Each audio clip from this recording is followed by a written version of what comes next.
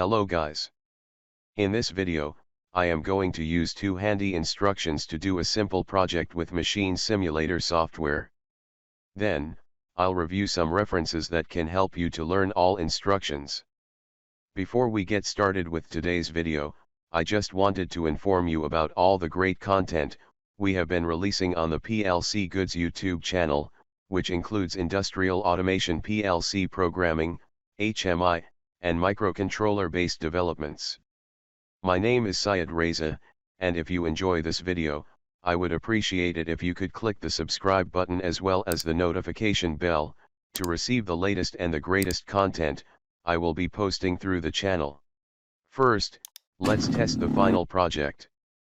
In this video, I've used this predefined project, the Mixer Project. Note that, I will explain my PLC program later. Now let me run my PLC, and also the virtual PLC like previous videos. As you can see, this system has several inputs and outputs.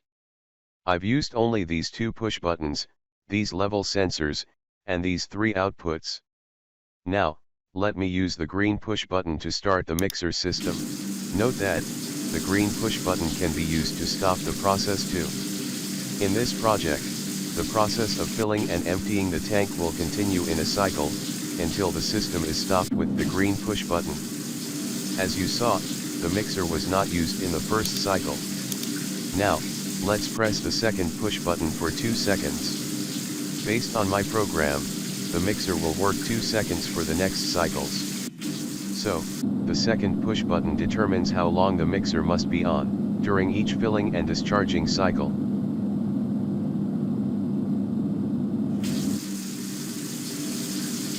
Well, as I mentioned before, the first push button can be used to stop, and also start the process.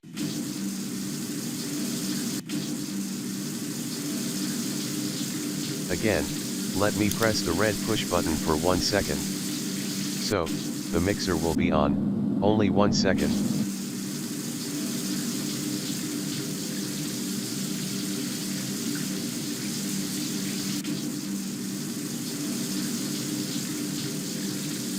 Now, let me explain how I did the mixer project. First, I must write my PLC program. At this project, I will use two new instructions from the handy instructions group. The first one is alternate state instruction, ALTP. As you see, this instruction needs only a bit address like M0 or Y0. When I activate this contact for the first time, this address will be on. If I activate the contact again, the selected output will be off. So, we can change the state of M0 with this contact. At this project, this instruction is used to store start-stop requests from the green push button.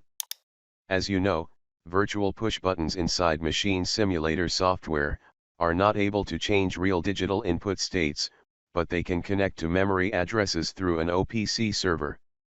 So, let me change this address, x2 to M3.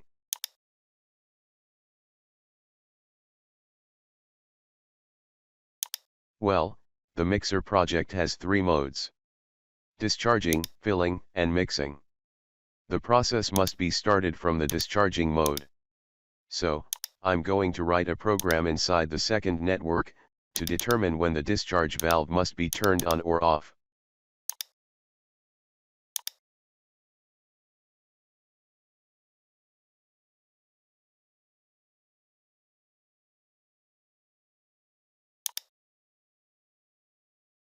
Well, the first condition to turn on the discharge valve is, when the PLC receives a new start request.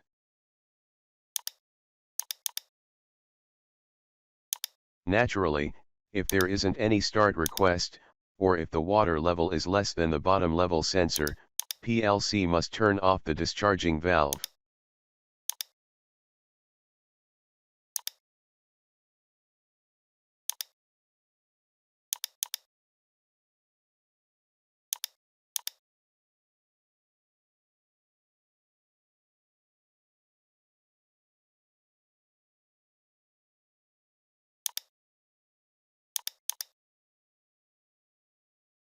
Now, let me create another network, to write a program, that turns on or off the filling valve.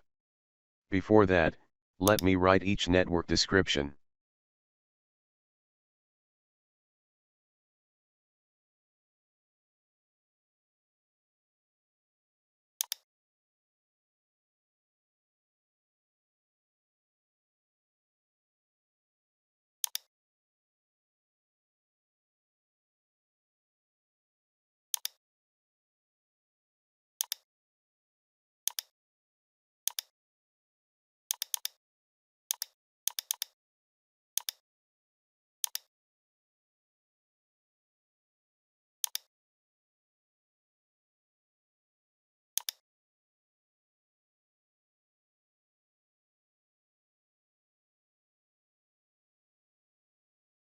Alright, now I must write the conditions to open and close the filling valve. When the water level drops below the bottom level sensor, the filling valve must be opened. So, I use a normally close contact here.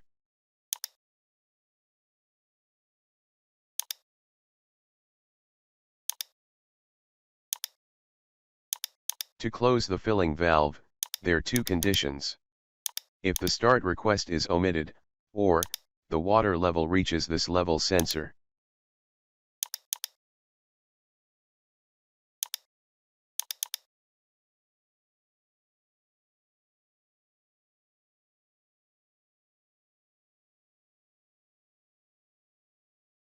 Let's continue to write an appropriate program for the mixing mode. As you have seen, the second push button was used to determine how long the mixer must be on. I will connect this bit memory to the second push button. Now, let me use the TTMR instruction, teaching timer. This instruction stores a time. How long it was enabled for the last time. The first input is a data register to store the time, and the second input can be 0, 1, or 2. Let me use this user manual to explain the TTMR instruction. Note that you can find it on the internet easily. Now, let me press Ctrl+F to search the TTMR inside the user manual.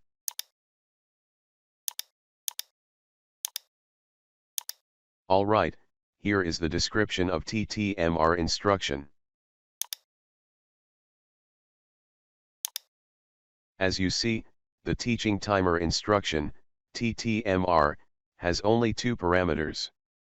The first one can be a data register to store the time, and the second one is a constant number in decimal or hexadecimal format. Note that, this user manual is prepared for WPLsoft, but most of its descriptions and examples can be used for ISPsoft. Well, here is a simple example that shows, the TTMR instruction stores the time, that its previous contact is activated. And its second input determines the unit of the stored time. Finally, let me use a timer, which will use the stored time by the TTMR instruction, to turn on the mixer.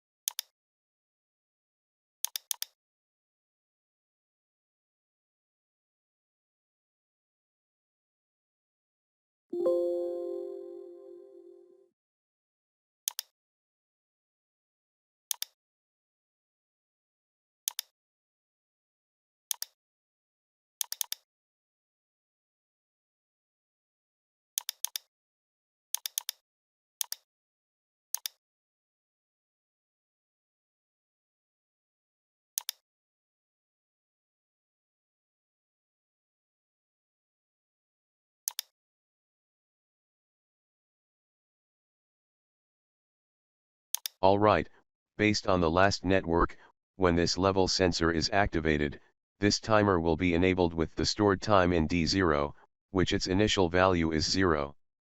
Also, the mixer will be on when the timer is in timing mode.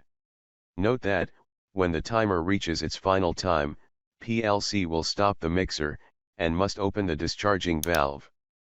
So, this is another condition to open the discharging valve, and I must add this condition inside the second network.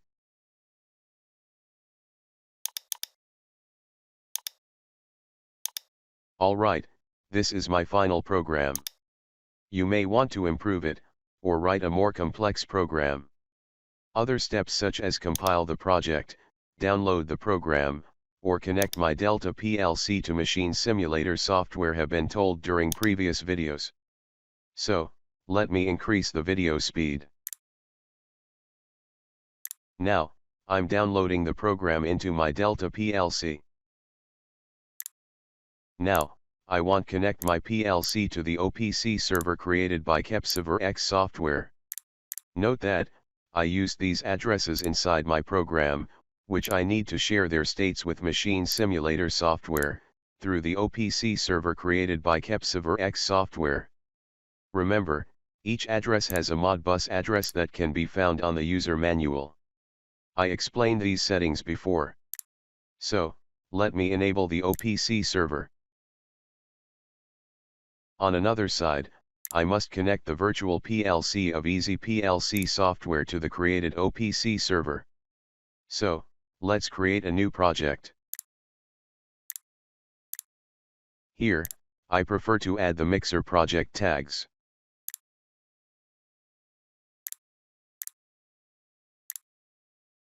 Now, I must do some connection settings which have been explained before. Remember, after selecting the desired OPC server, I must write the full address of each tag that has been defined in the OPC server. Also, I must pay attention to the order of entered tags.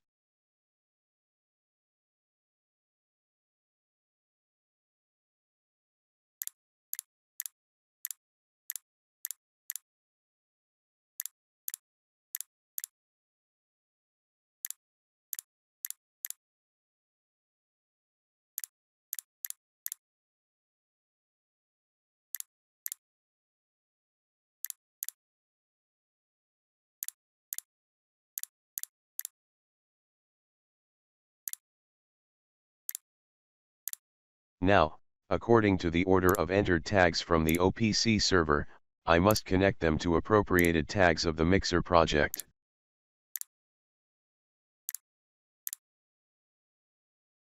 Well, the next steps are to save the project, launch the virtual PLC, and download the connection settings.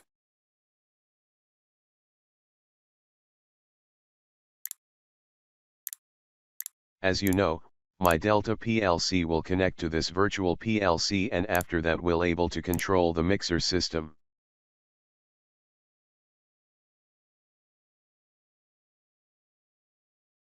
Now, I need to launch the Mixer project inside the machine simulator software. Other steps to test this project have been told in the beginning of this video. So, let me launch ISPsoft again to tell you some important points. Until now, we learned basic and also some advanced instructions like high-speed counters.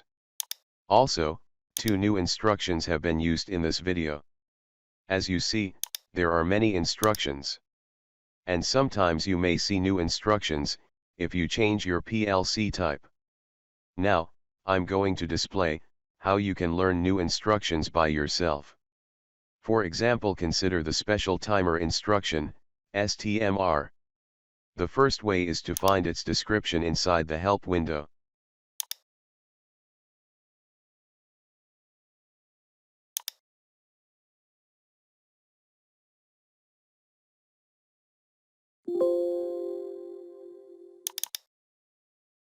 As you see, here is a short explanation of the STMR instruction.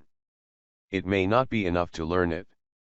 Again, let me use the help menu to open a useful user manual. In my opinion, this is a useful document, but not to learn instructions. As you see, the STMR instruction cannot found in this document. So, to learn ISPsoft instructions, I recommend this user manual related to WPLsoft. You can find it on the internet easily. Now, let me search the STMR instruction.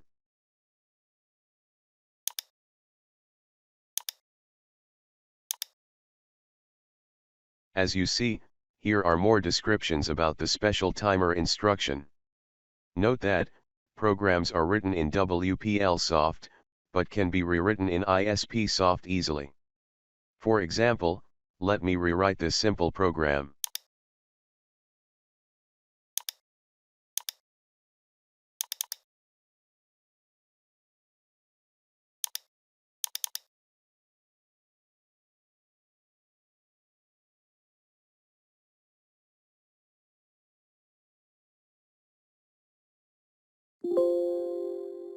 Well, these two programs are equivalent.